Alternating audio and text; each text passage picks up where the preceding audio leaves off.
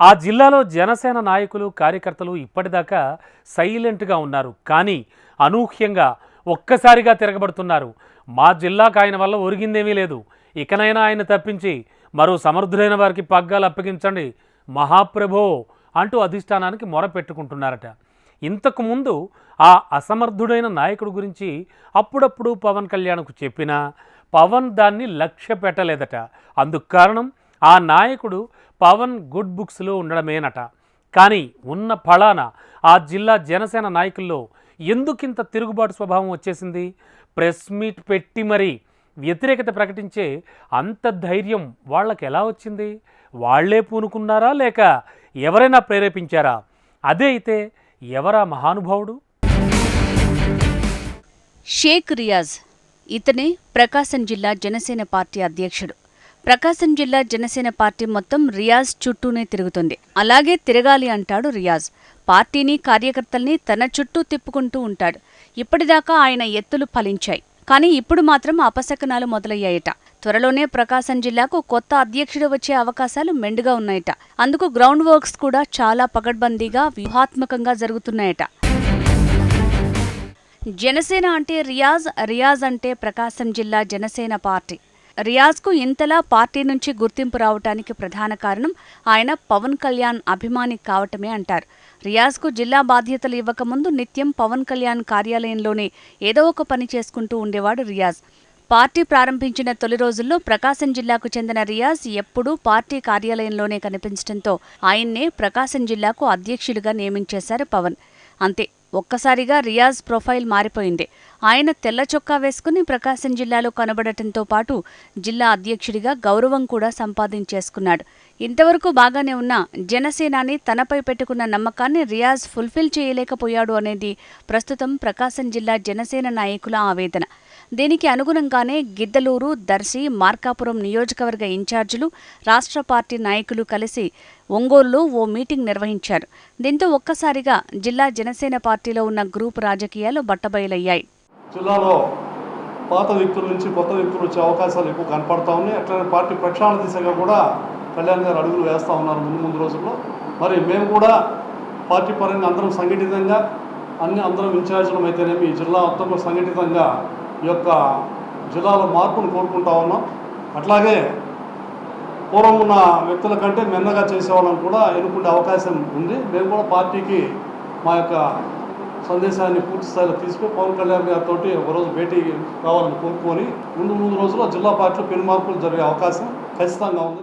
Party కోసం మొదటి నుంచి ఎంత కష్టపడినా తమకు రావాల్సిన గుర్తింపు రావటం లేదని ఆవేదన వ్యక్తం చేస్తూనే రోజురోజుకు పార్టీ ప్రతిష్ట దెబ్బతింటోందని, పార్టీ ఎదుగుదల లేకుండా పోతోందని ప్రెస్ మీట్కు వచ్చిన నియోజకవర్గ ఇన్ఛార్జీలు మాట్లాడుకున్నారు. అయితే ఇదే విషయాన్ని తమ పార్టీ అధినేత జనసేనాని దృష్టికి తీసుకువెళ్లాలని కూడా నిర్ణయించుకున్నారట. అయితే కొద్ది రోజుల క్రితమే కనిగిరికి చెందిన కొంతమంది నాయకులు నాగబాబును కలిసి ప్రకాశం జిల్లాలో పార్టీ ఎదుగుదల లేకుండా పోవడానికి ప్రధాన కారణం రియాజేనని క్లియర్గా వివరించారట.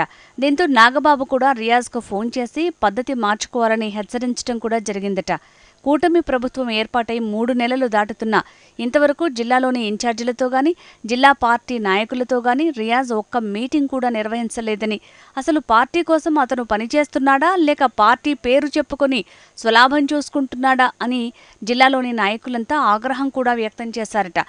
ఇదే అంశం ఇప్పుడు ప్రకాశం జిల్లా జనసేనను కీలక మలుపు తిప్పుతుందన్న వ్యాఖ్యలు సర్వత్రా వినిపిస్తున్నాయి. వాస్తవానికి 2024లో జనసేన పార్టీ ఒంగోలు, దర్శి, గిద్దలూరు నియోజకవర్గాల్లో అసెంబ్లీకి పోటీ చేయాల్సి ఉంది. కానీ కేవలం రియాజ్ అనే వ్యక్తి రాష్ట్ర పార్టీ నాయకత్వానికి తప్పుడు నివేదికలు ఇచ్చి ఒక్క స్థానం నుంచి కూడా పోటీ చేయనివ్వకుండా అడ్డుకున్నారని, పార్టీని నిలువునా మోసం చేశారనే ఆరోపణలు కూడా సొంత పార్టీ నేతలు బహిరంగంగానే చేస్తున్నారు. ఇంత జరుగుతున్నా పార్టీ అధిష్టానానికి ఈ విషయాలు ఎందుకు తెలియటం లేదని చాలా మందిని తొలుస్తున్న ప్రశ్న. అయితే ఇందుకు రియాజ్ కేంద్ర పార్టీ కార్యాలయంలో ఓ వ్యవస్థను ఏర్పాటు చేసుకుని ప్రకాశం జిల్లా నుంచి ఎవరైనా కేంద్ర పార్టీ కార్యాలయంలోకి అడుగుపెట్టిన వెంటనే అక్కడి నుంచి రియాజ్కు సమాచారం అందించేలాగా ఏర్పాటు చేసుకున్నాడట. దీంతో ప్రకాశం నుంచి కేంద్ర పార్టీ కార్యాలయానికి ఎవరు వెళ్లారు, ఎవరిని కలిశారు, ఎందుకు కలిశారు, ఏం మాట్లాడారు అనే సమాచారం ఎప్పటికప్పుడు రియాజ్కు తెలిసిపోతోంది.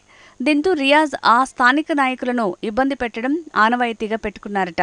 అందువల్లే ఎవరికి వారు భయంగా ఇంతకాలం ఉండాల్సి వచ్చిందట.